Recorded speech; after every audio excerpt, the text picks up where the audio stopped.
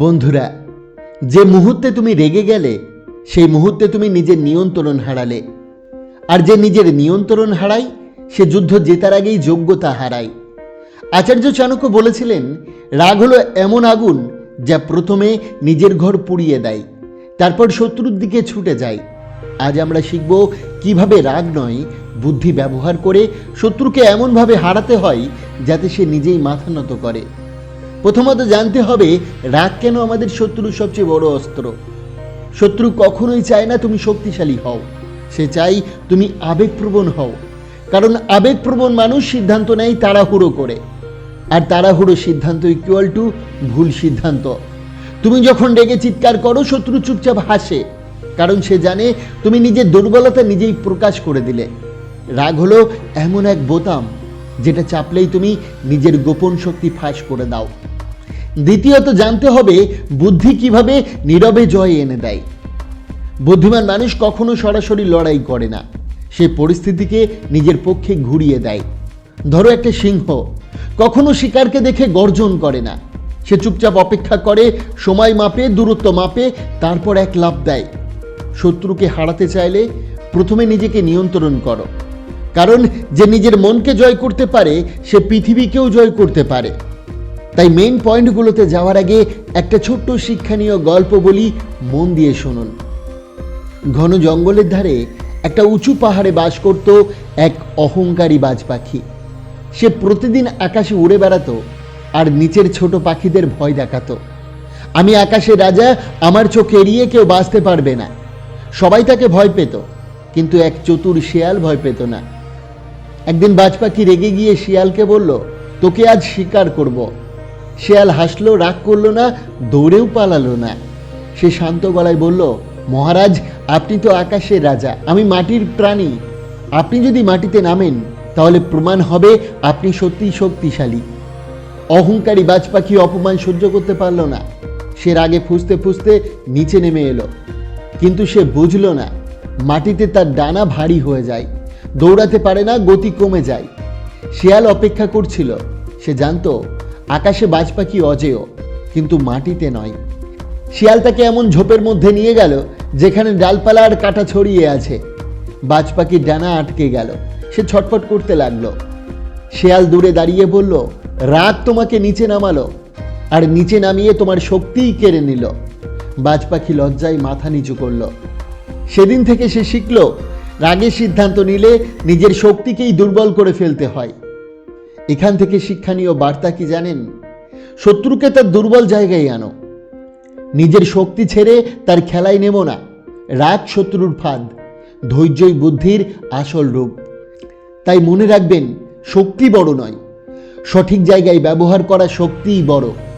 যে রাগকে নিয়ন্ত্রণ করতে পারে সে শত্রুকে নিয়ন্ত্রণ করতে পারে। তাই প্রথম যে কথাটি মাথায় রাখতে হবে, সঙ্গে সঙ্গে প্রতিক্রিয়া দেওয়া যাবে না, নীরবতাই আসল শক্তি।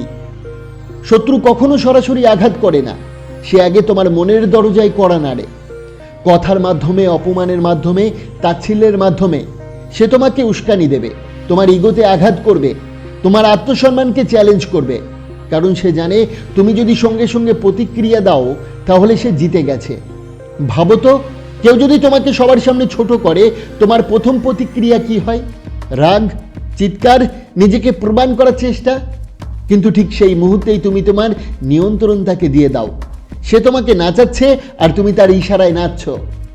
বাস্তব মনস্তত্ত্ব হলো, যে মানুষ তোমাকে রাগাতে পারে সে মানুষ তোমাকে নিয়ন্ত্রণ করতে পারে। কারণ তুমি তখন আর নিজের মাথা দিয়ে ভাবছো না, তুমি ভাবছো আবেগ দিয়ে। আর আবেগের মুহূর্তে নেওয়া সিদ্ধান্ত 90% সময় ভুল হয়। শত্রু এই ভুলটার অপেক্ষাতেই থাকে।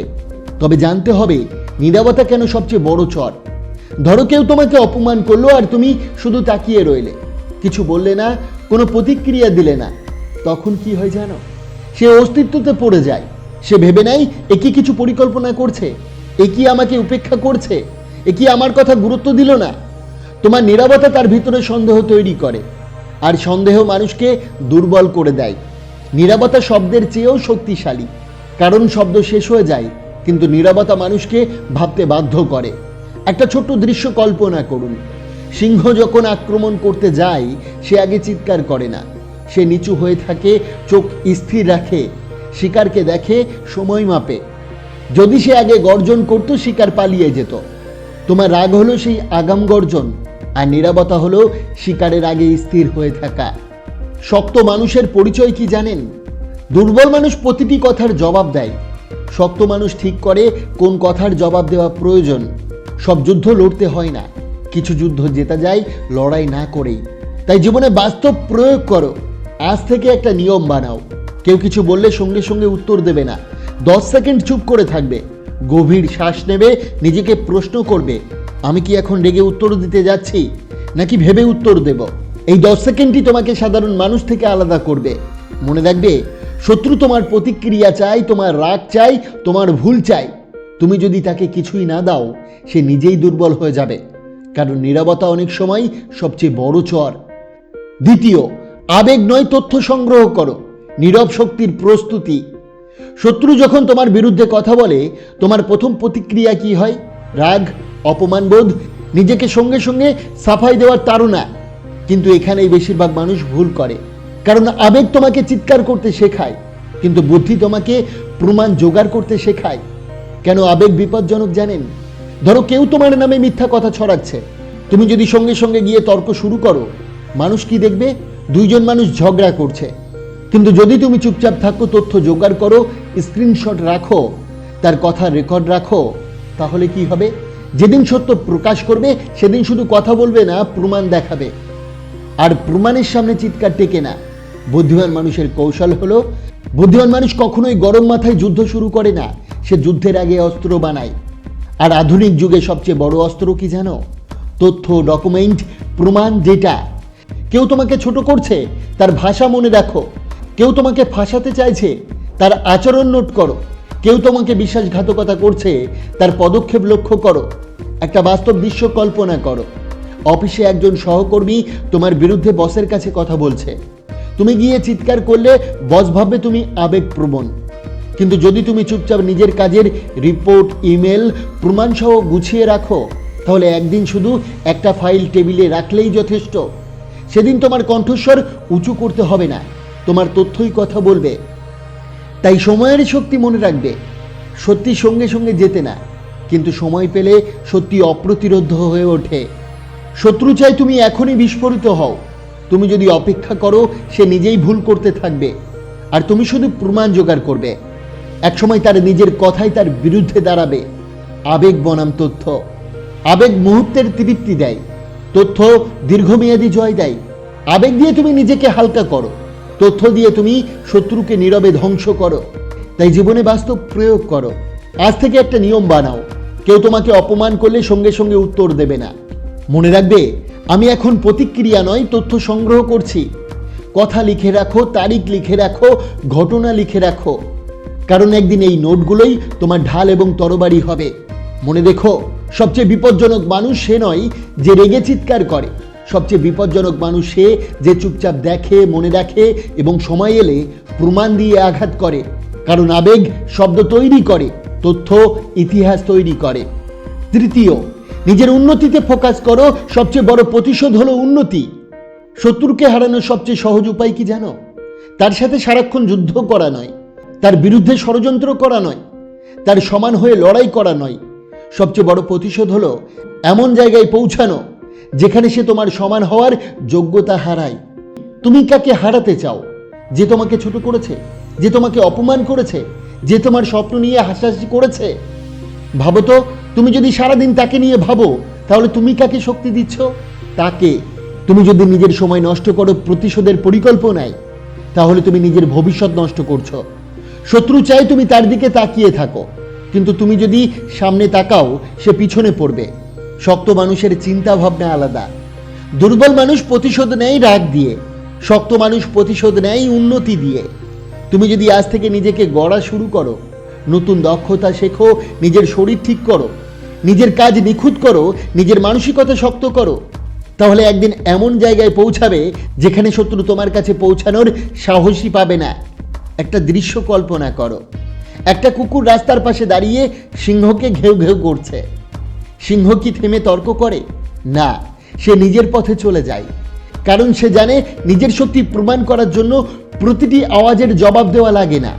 তুমি যদি প্রতিটি সমালোচনার জবাব দিতে যাও, তুমি ছোট জায়গায় আটকে যাবে। কিন্তু তুমি যদি নিজের উন্নতিতে মন দাও, তুমি এমন জায়গায় পৌঁছাবে যেখানে তাদের আওয়াজ তোমার কাছে পৌঁছাবে না। তাই বাস্তব সত্যটা মনে রেখো, যেদিন তুমি সফল হবে তোমার উত্তর দিতে হবে না, তোমার অবস্থানই উত্তর হবে, তোমার অর্জনই জবাব হবে। তোমার নীরব অগ্রগতি তাদের অস্বস্তি তৈরি করবে। সবচেয়ে কষ্টদায়ক প্রতিশোধ হলো তাদের দেখানো যে তারা তোমাকে থামাতে পারেনি। প্রথমে তুলনা বন্ধ করতে হবে। শত্রু তোমাকে হারাতে চাইলে প্রথমে তুলনা বন্ধ করো, নিজের গতিকে এগাও, নিজের মান উন্নত করো, প্রতিদিন 1% ভালো হও, কারণ 1% উন্নতি 1 বছর বিশাল পার্থক্য তৈরি করে। শত্রু হয়তো আজ তোমার সামনে, কিন্তু যদি তুমি থেমে না যাও, কাল সে অনেক পেছনে থাকবে। তাই জীবনে যে বাস্তবতা প্রয়োগ করবে, আজ থেকে একটা সিদ্ধান্ত নাও, তোমার সময়ের 80% যাবে তোমার নিজের উন্নতিতে, মাত্র 20% যাবে অন্যদের নিয়ে ভাবতে। প্রতিদিন নিজেকে জিজ্ঞাসা করো, আমি কি আগের দিনের চেয়ে একটু ভালো হলাম? যদি উত্তর হ্যাঁ হয়, তাহলে তুমি জিতেছ। মনে রাখবে, শত্রুকে হারানো বড় কথা নয়, নিজেকে জেতা বড় কথা। যেদিন তুমি এমন জায়গায় পৌঁছাবে যেখানে তারা তোমার নাম উচ্চারণ করার আগে 2 বার ভাববে, সেদিন তুমি প্রতিশোধ নাওনি, তুমি নিজের উন্নতি করেছ। আর সেটাই সবচেয়ে বড় জয়। তাই প্রতিশোধের আগুনে পুড়ো না, নিজের উন্নতির আগুন জ্বালাও। কারণ আগুন দিয়ে শত্রু পড়ে না সব সময়, কিন্তু উন্নতি দিয়ে সে নিজেই হার মানে। নিজের পরিকল্পনা গোপন রাখো, নীরব পরিবর্তনের শক্তি। সবচেয়ে বড় ভুল কি জানো? নিজের স্বপ্ন সবার সামনে ঘোষণা করা, নিজের পরিকল্পনা সবাইকে বলে দেওয়া, নিজের পরবর্তী পদক্ষেপ আগেই প্রকাশ করে দেওয়া।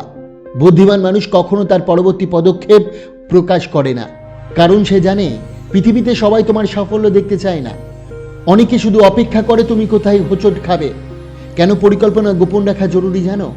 তুমি যখন কাউকে বলো আমি এটা করব, আমি ওটা হব, তখন 2 ধরনের মানুষ তৈরি হয়। একদল হাসে, আরেক দল ভয় পায়। যারা হাসে তারা তোমাকে নিরুৎসাহিত করবে, যারা ভয় পায় তারা তোমাকে থামাতে চেষ্টা করবে। কিন্তু তুমি যদি চুপচাপ কাজ করো, তারা বুঝতেই পারবে না তুমি কত দূরে এগিয়ে গেছো। মনস্তত্ত্বের খেলা হলো, মানুষ তোমার ঘোষণাকে আটকাতে পারে, কিন্তু তোমার নীরব উন্নতিকে আটকাতে পারে না। তুমি যদি প্রতিদিন একটু একটু করে বদলাও, নিজেকে শক্ত করো, দক্ষতা বাড়াও, চিন্তাভাবনা পাল্টাও, একদিন হঠাৎ করে তারা দেখবে তুমি আর আগের জায়গায় নেই। আর তখন তাদের প্রশ্ন হবে, কখন বদলে গেলে? একটা দৃশ্য কল্পনা করো। ধরো এক কৃষক মাঠে বীজ বপন করলো। সে কি প্রতিদিন সবাইকে গিয়ে বলে, দেখো আমি বীজ ফেলেছি, একদিন গাছ হবে? না, সে চুপচাপ থাকে, মাটি ঢাকে, জল দেয়, অপেক্ষা করে। একদিন হঠাৎ দেখা যায় মাটি ফুঁড়ে চারা বেরিয়েছে। পরিকল্পনাও ঠিক তেমন। তুমি যদি বীজটা আগেই খুঁড়ে দেখাতে থাকো, তা কখনোই গাছ হবে না। নীরব প্রস্তুতি নাও। সবচেয়ে বিপজ্জনক মানুষ সে যে নিজের পরিবর্তন কাউকে টের পেতে দেয় না, যে চুপচাপ শিখেছে, চুপচাপ প্রস্তুতি নিচ্ছে, চুপচাপ নিজেকে বদলাচ্ছে। আর যেদিন সে মানুষের সামনে আসে, লোকজন অবাক হয়ে যায়, কারণ সে ঘোষণা করেনি, সে কাজ করেছে। শত্রুর ভুল ধারণা ভেঙে দাও। শত্রু তোমাকে যেভাবে চেনে সেভাবে তুমি একই থাকবে, একই দুর্বলতা থাকবে, একই সীমাবদ্ধতা থাকবে। কিন্তু তুমি যদি চুপচাপ বদলে যাও, একদিন সে দেখবে তুমি তার নাগালের বাইরে চলে গেছো। তখন তার রাগ হবে, হতাশা হবে, কিন্তু কিছু করার থাকবে না। তাই জীবনে বাস্তবতা প্রয়োগ করো। আজ থেকে একটা নিয়ম বানাও, তোমার পরবর্তী বড় পরিকল্পনা কাউকে বলবে না, ঘোষণা করবে না, সোশ্যাল মিডিয়ায় পোস্ট করবে না। প্রথমে ফলাফল তৈরি করো, তারপর দেখাও। কারণ ঘোষণা উত্তেজনা দেয়, কিন্তু ফলাফল সম্মান দেয়। মনে রাখবে, যেদিন তুমি বদলে যাবে, শত্রু বুঝতেই পারবে না কখন তুমি তার নাগালের বাইরে চলে গেলে। সে খুঁজবে আগের তোমাকে, কিন্তু তুমি তখন অনেক দূরে। কারণ শব্দ নয়, নীরব পরিবর্তনই সবচেয়ে ভয়ঙ্কর শক্তি। চুপচাপ বড় হও, চুপচাপ শক্ত হও, চুপচাপ বদলে যাও। কারণ বজ্রপাত কখনো আগে ঘোষণা দিয়ে নামে না, হঠাৎ আকাশ থেকে ফুঁড়ে পড়ে। তুমিও তেমন হও। পঞ্চম, অনুপস্থিতির শক্তি ব্যবহার করো। হঠাৎ নিজেকে সরিয়ে নাও, কম কথা বলো, নিজের কাজে ডুবে যাও। দেখবে যারা তোমাকে ছোট ভাবতো, তারাই তোমার খোঁজ করা শুরু করবে। বাস্তব সত্যটা জানতে শেখো। পৃথিবী আবেগ দিয়ে চলে না, পৃথিবী চলে শক্তি ও বুদ্ধিতে। তুমি যদি রেগে যাও, তুমি তাদের মতোই হয়ে গেলে। কিন্তু তুমি যদি ঠান্ডা মাথায় খেলা খেলো, তুমি তাদের নিয়ন্ত্রণ করো। মনে রাখবে, রাগ মুহূর্তের শক্তি দেয়, বুদ্ধি আজীবনের প্রভাব তৈরি করে। আজ যদি তুমি চুপচাপ থাকো, কাল তোমার কাজই কথা বলবে। আজ যদি তুমি নিজেকে নিয়ন্ত্রণ করো, কাল শত্রু তোমাকে ভয় করবে। কারণ সবচেয়ে ভয়ঙ্কর মানুষ সে নয় যে চিৎকার করে, সবচেয়ে ভয়ঙ্কর মানুষ সে যে হাসে, চুপ থাকে এবং সময় মতো চাল দেয়। তাই আজ থেকে প্রতিজ্ঞা করো, আমি রাগ দিয়ে নয়, বুদ্ধি দিয়ে যুদ্ধ করব। যেদিন তুমি নিজের আবেগকে নিয়ন্ত্রণ করবে, সেদিন থেকে কেউ তোমাকে হারাতে পারবে না। কারণ শত্রুকে হারানোর সেরা উপায় হলো তাকে এমন জায়গায় নিয়ে যাওয়া যেখানে সে নিজেই নিজের ভুলে হার মানে। বন্ধুরা, আশা করি আজকের এই আচার্য চাণক্যের শত্রুর নীতিটি আপনার অনেক অনেক ভালো লেগেছে। অবশ্যই ভিডিওটিকে একটি লাইক করবেন, কমেন্ট করবেন, প্রিয়জনের কাছে শেয়ার করতে ভুলবেন না। আপনাকে অসংখ্য ধন্যবাদ ভিডিওটি শেষ পর্যন্ত দেখার জন্য।